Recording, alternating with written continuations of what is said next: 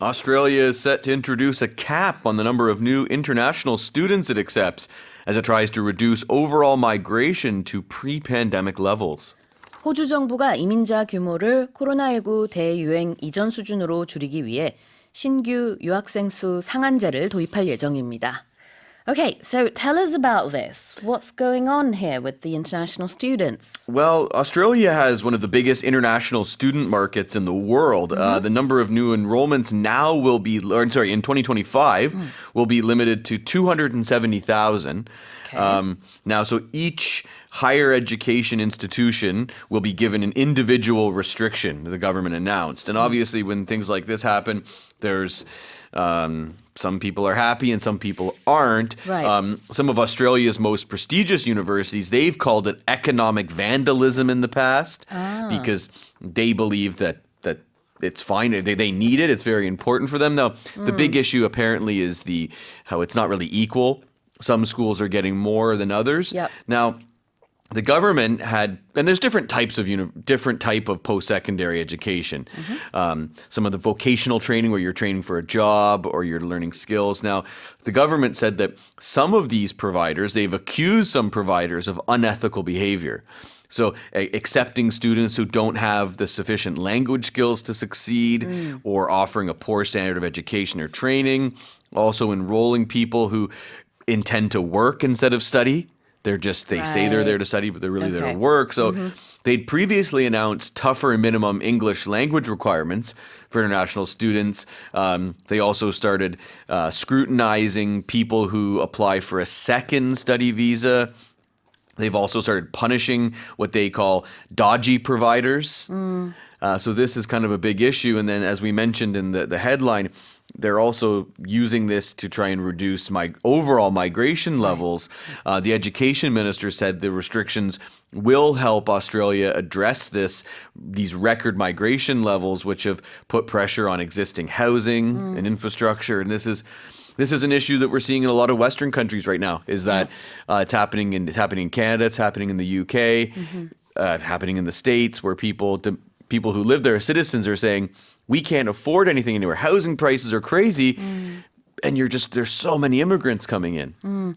So correct me if I'm wrong, but in 2024, there was about 717,000 international students.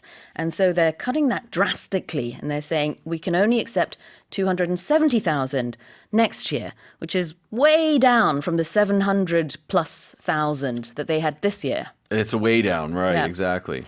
Well, I too was an international student to Australia in Australia, 2001, although it was just for 1 year in my case. And I went to ANU, which is Australian National University.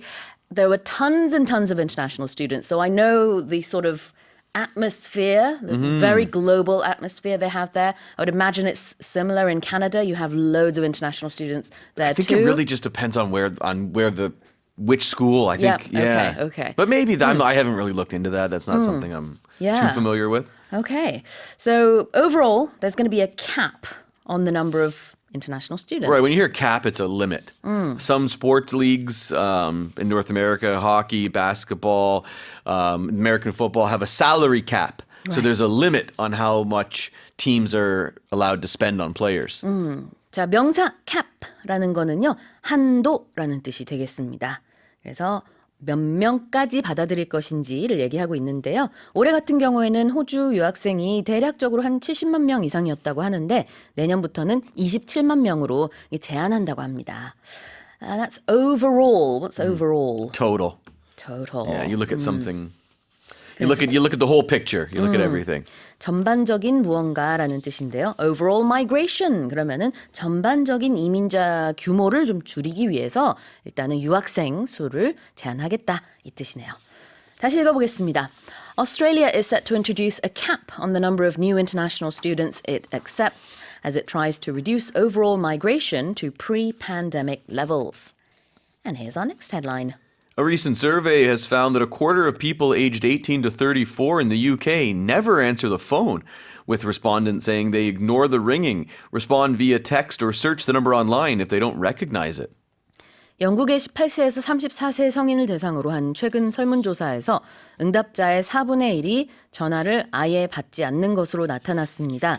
이들은 전화벨이 울리면 무시하거나 문자로 응답하고 만약 알지 못하는 번호라면 온라인으로 번호를 검색한다고 대답했습니다. So do they have a phobia against phone calls? That's what it sounds like, right? And it's really funny because I was talking to someone last week, a Korean, I think she's in her 20s, definitely in her 20s, and she was telling me that she has a same phobia thing, when she sees the phone ring. She doesn't like it, doesn't want to answer the phone.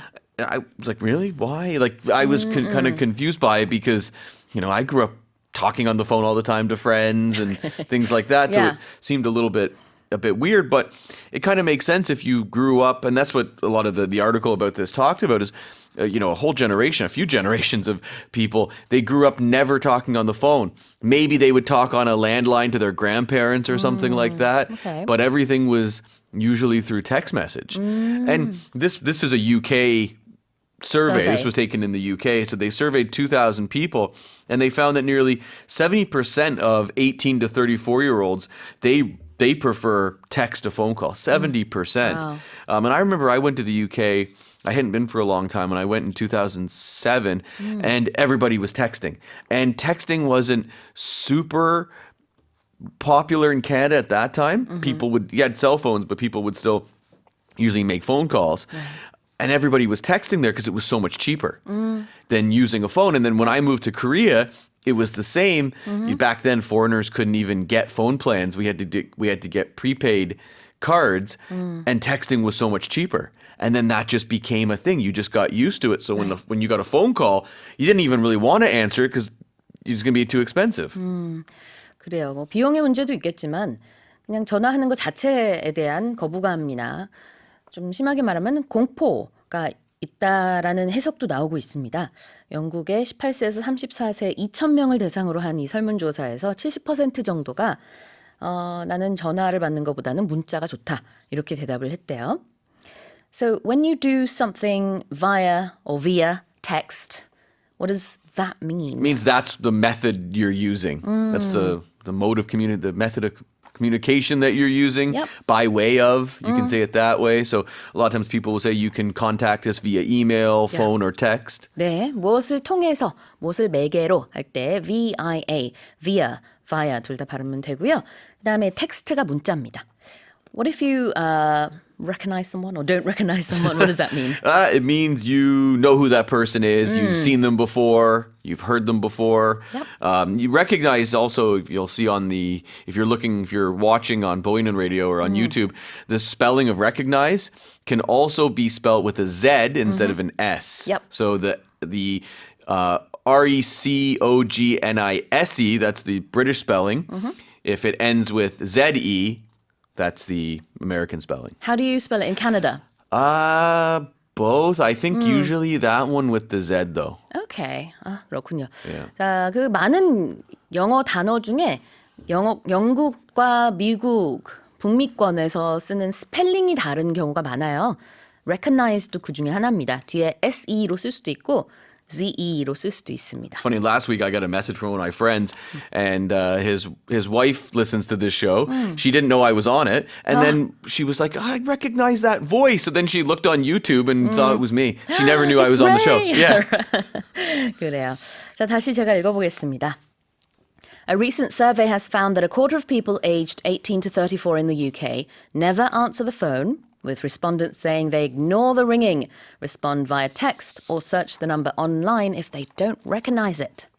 And here's our final headline.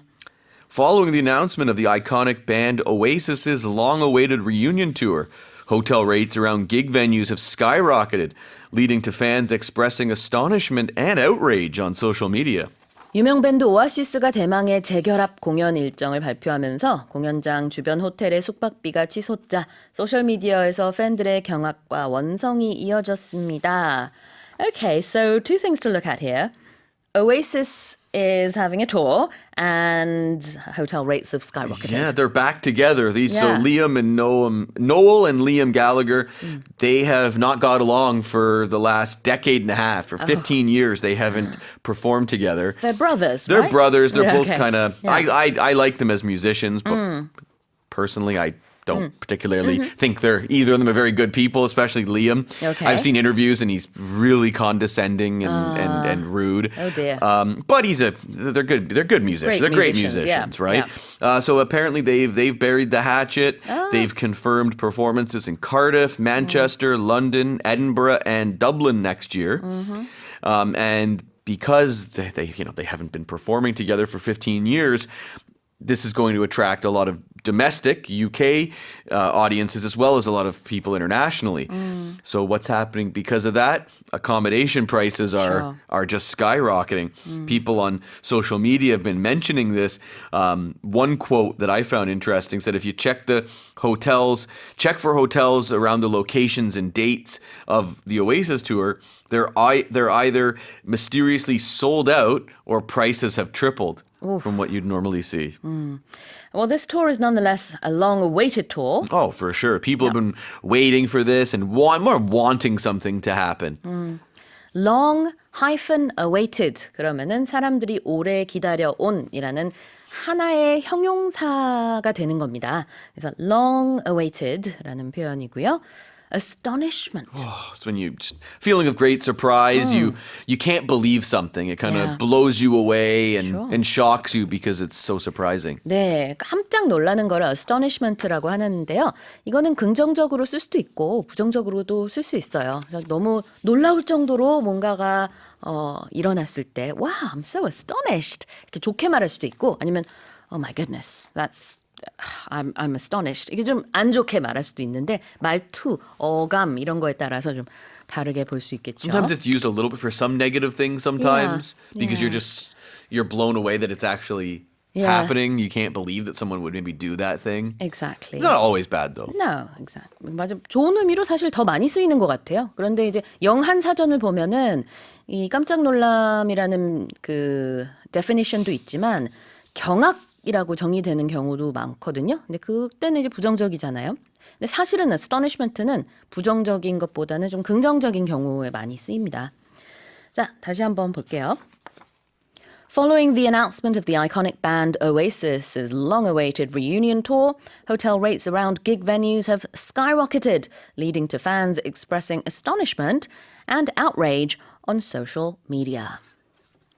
All right, well, that's it for the headlines.